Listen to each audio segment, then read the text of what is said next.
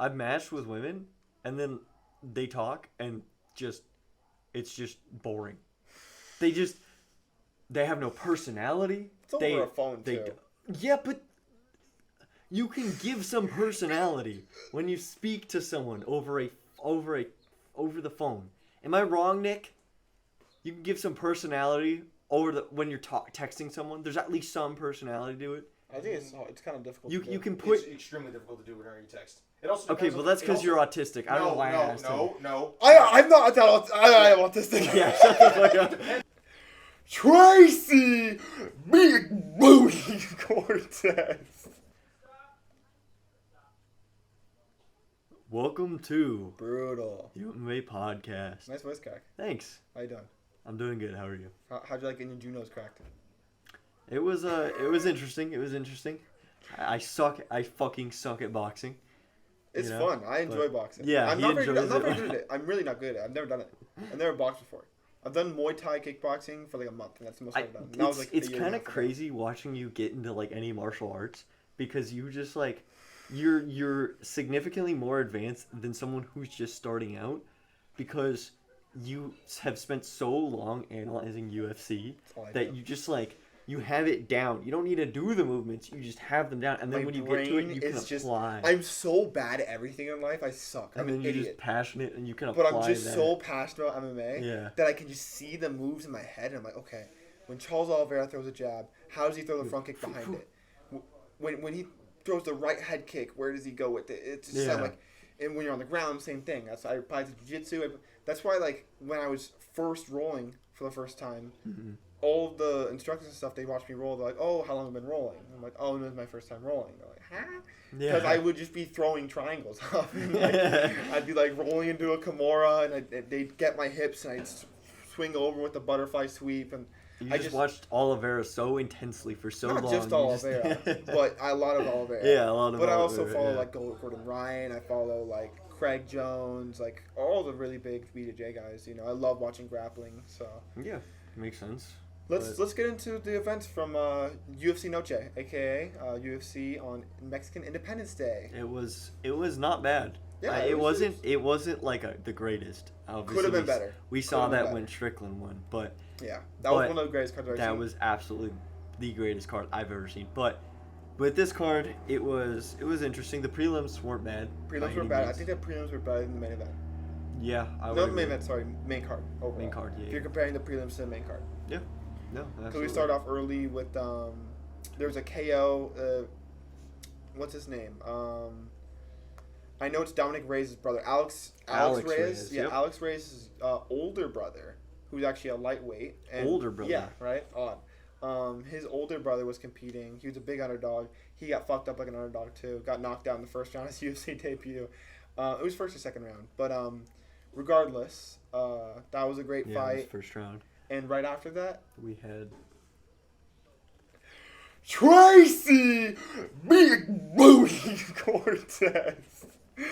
Oh, dog. There was charge in Big that. Booty. Big. Hey man, what does BBB stand for? Big Booty Bitch. Oh, dog. No, Tracy looked great. Yeah. She always does. Fighting and other ways. No, Tracy did so good in that fight. Her boxing is so crisp. Mm-hmm. Her boxing is so crisp. I think the last round she started to gas out a little bit. And she didn't grapple at all. She's a big grappler. But now she's 5-0 in the UFC. That's good. On fire, hot-wise, and in the octagon.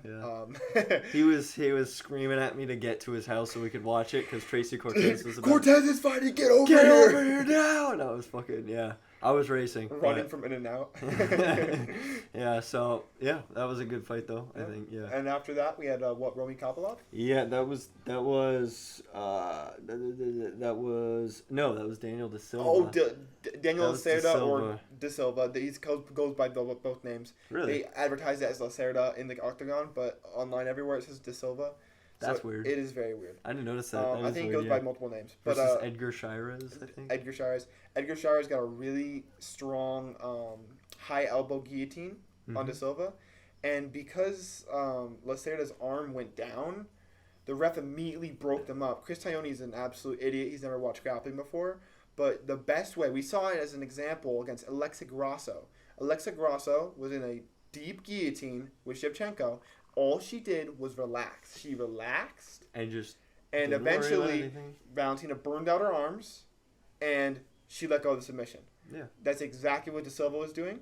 And he went limp to try and, to not relax. Go deeper in the submission to try and get out of it, and the ref just was like, "Nope, stop," and we were like, "What the fuck?" Was disagreeing with De Silva, saying you were out, you're unconscious, and he's like perfectly upright. He's walking around the cage. He didn't even look like he was dizzy for half a second. Well, the way he had it was he had him, under, but they were standing, and they were standing, and so while he was standing, De Silva was like in this, but he was just like he was relaxing, and then as soon as he broke him up, he was standing. He looked at him as soon as the arm went off of him. He went, "What the fuck?" He literally looked at the ref immediately, and didn't know why he stopped it. DC immediately mentioned it. Correct, Cruz. Yeah, they had Herb Dean walk out and immediately try and explain the rules and say, it's gonna probably be a no contest. Exactly, and they ended up overturning it. So I'm glad they made a good decision on that one because I was really worried for his career because he's already 0-4 in the UFC. Oh, so did he didn't get cut? I don't know. After a no contest like that, he might get cut. Even if he lost, it was going to be a cut regardless. If he won by spectacular knockout, he might not have gotten cut. But I think he's going to get cut. Mm-hmm. So we'll see what happens. And after that, we had Roman Kopylov with the liver punch KO. That was pretty good. That was it was kind of nice. I love when fighters kind of notice something hurt them and they hit it more. He was landing the body kicks a lot. When the body kicks were coming through, every time he'd hit him in the body, Friend would bend over. Shit. Yeah, exactly. Yeah, he kind of crunched the body. And as soon as Kopylov started noticing that, he started throwing more and more and more and more to the body with volume. And at that point, he threw that right cross towards the liver, landed straight in the liver. Friend hit the ground, and the ref stopped it. Yeah, so. it was a really solid stoppage, a really solid finish. That's what it is. My brain is still on the whole De Silva thing. Yeah. But yeah, no, it was good. It wasn't a bad fight at all. It was entertaining. So. And then to head up the prelims, we had Lupita Godinez. That was crazy. Destroying Elise Reed for insane. 2 straight rounds. The whole first round was pretty lackluster till the very end. Lupita threw it on, put her in the fire. Started landing combos, got the takedown, threw her on the ground. Well, Lupita, even in the first round, it was like she was dominating the whole time. And, the first round, the first 3 minutes were pretty slow. She was landing, but it wasn't domination. Yeah. But the last 2 minutes were she just crazy. Turned the burners on. And in the way she landed the combo, then grabbed the single leg, lifted her up overhead, slammed her, and then pointed at DC because that's DC's signature takedown. Yeah. I thought that was so dope. That was funny. And Cruz was like, DC, she's pointing at you, and he's like, yeah. Yeah. I thought that was really cool. That was a good fight. It was nice to see kind of her go absolutely insane again because that's her third win in a row. I think it's her third win in a row. I don't know if they're all finishes though. She's usually not a big finish person, but Elise Reed kind of just crumbled. Yeah, she couldn't handle the pressure. It was a bit of a slaughter, to be honest with you. Yeah. But we're not going to go over the first 2 fights in the main card just because they weren't the most entertaining. They were just kind of there. They were just kind of there. I mean, I think both Mexican fighters won, no. One Mexican fighter got upset in the first fight. Gunner won instead. Not Gunner. Yeah, it was Kyle Nelson. It was a decision. It was honestly pretty boring decision. It wasn't like anything super crazy, so it wasn't like a robbery, as some people like to put it. It was just one or the other, to be honest, could have won, and Kyle Nelson pulled it through. Yeah. And then we had Zellhuber with a submission in the second round. Good submission, not too much else, but yeah, it was pretty lackluster until that point. Yeah. And then we had Raul Rosas Jr. Raul Rosas, first round knockout. Fucking wild, insane. 18-year-old going crazy. So the thing was, right, it was kind of like a wild exchange in general. It wasn't anything specifically technically sound from Raul Rosas. Yeah. But he landed correctly when he got the counter. So I mean, it was a great showing. It's good to see he has power. Mm-hmm. He definitely showcased it there. It was a great left cross, and it's great to see Raul Rosas actually has a stand-up game. Because his UFC debut, he did not have a stand-up game at all. So. Yeah. No, I honestly, I saw his debut. I think I was there for that. Mm-hmm. You didn't see him get losing the decision, did you? Did he? The second fight he had, he lost it by decision. It was his first ever loss. I think I remember that because you guys were hyping him up because he was so young. Yeah. And then he ended up losing. I actually picked him to lose that fight. Really? No, I hadn't picked. I had it on verdict. I was telling everybody just because the guy he was fighting was also really young, but also a phenom, and nobody knew him. I was just like, his name's just smaller. Yeah. There's Christian Rodriguez, who's an absolute animal. I think he still has undefeated. Really good fighter, but I think he had a loss on his record, and he's a little bit older, so everyone's like, he sucks. Ramos is better. Yeah. But the 6-0 kid got smashed by him, so. Makes sense. But I'm glad to see him improve, and the striking's there. And I'm excited to see him in the future because if he's only 18 right now and he's doing that, like imagine what he's going to do in 2 to 3 years. Exactly. You know? Especially as he just gets better because that's how most fighters do. By the time they're 22, 23, they're definitely, in their prime. I mean, 3 fights while he's still 18 is awesome. Yeah, that is crazy. We've seen growth, and I think the biggest growth we need to see now is his cardio, because that was the biggest thing that lost him that second fight. We need to see him get tested with his cardio. So we'll see how that goes. Yeah. And then we go to the co-main, which was Kevin Holland and Jack Della Maddalena. Jack Della Maddalena executed his game plan pretty perfectly. He couldn't really handle the volume in the second round, but in the first and third, just kept the guard high, didn't get caught by any huge punches, and whittled out a good victory. I think he played it safe, which, I mean, it's a little bit... Some people found it boring. I found it just like a technical boxing match. It was a very technical fight. I mean, I've seen very technical fights that are boring. Yeah. Right? I saw one with Izzy before where they just didn't do anything the whole time. Izzy versus Jared was pretty boring. Yeah, but like when this fight, they were hitting. They were trying. It was just... It felt like Cannonier kind of... It felt like... Or not Cannonier, sorry. I meant Holland. Yeah. It just felt like Holland was kind of just out of it. He was. I think he was just a step slow because he couldn't crack the guard. He didn't want to get close because when he got close, Jack Della Maddalena would unleash with the hands in the boxing. He would land combos. And when he was at distance, he couldn't break the guard. So I think he really should have utilized his kicks more and worked on the kicking game. And he didn't really do that in that fight. So just something to look at and improve. I mean, Kevin fights so much that he'll just be back there next week probably. Like he fights so often. This is his 20th UFC fight in 5 years. That is crazy. Which is, I think, the most anyone's ever had in 5 years. Yeah. But yeah, hope to see Kevin Holland back in there and improve with the striking. You know. And I mean, it's honestly the fighters that fight like that are very good for the sport. Yeah. They're any active fighter. Sport, yeah. The most active fighters are usually the people who win their fights. I mean, we saw with Strickland. So, absolutely. We saw with Strickland. Yeah, finally we're on to the main card. That was main event. Main event. Sorry, brain dead. Grasso versus Shevchenko. That was an interesting fight. I had Grasso rounds 2, 4, and 5. The judges had, I think they all picked Shevchenko for round 4, which was very surprising to me. No.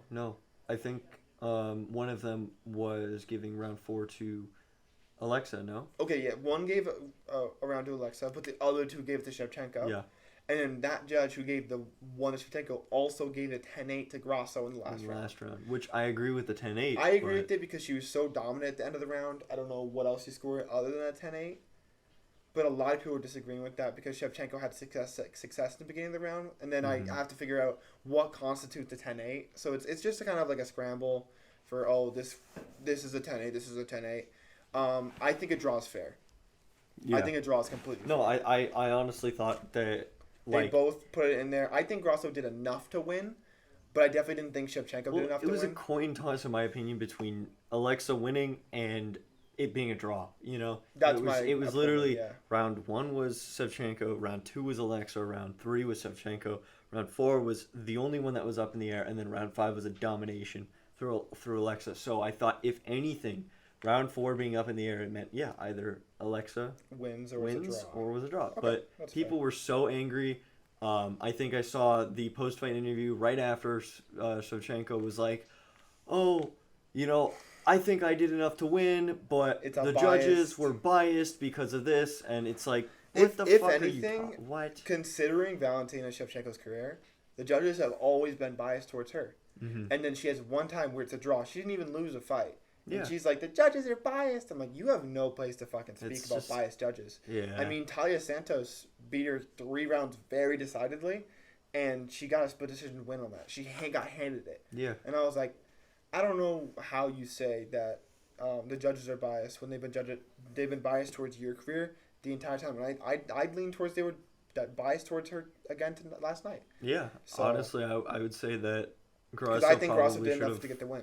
She probably should have won. She definitely defended her title. Yeah, in my thoughts. I'm not angry to see the draw by any means. Yeah, I would have been upset to see Shevchenko win, but yeah, no, if Shevchenko won, there would have been a fucking there would have been riots. that would have been a robbery for sure. You know? I would consider it a robbery if she won. Yeah, no, for sure. But that was not too bad of a card. Yeah. By especially with our expectations, I think. So that's why we didn't end up doing a episode last week. Yeah. But yeah. Well, I wanted to say we should do a verdict section, and our verdict section is just a wash. I got like 200 XP. Charles got 500. We got like 2 picks right each. Yeah, you keep in mind you get to bet 600 XP in total, and I only got 500. He got 250. Last event I got like 2,500. Yeah, I got like 37. It was like it was just we our picks were horrible for this one, but we kind of just threw it in. So we will be back later in the week though,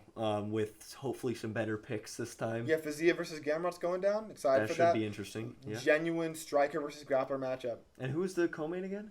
Co-main. Let me just take a look.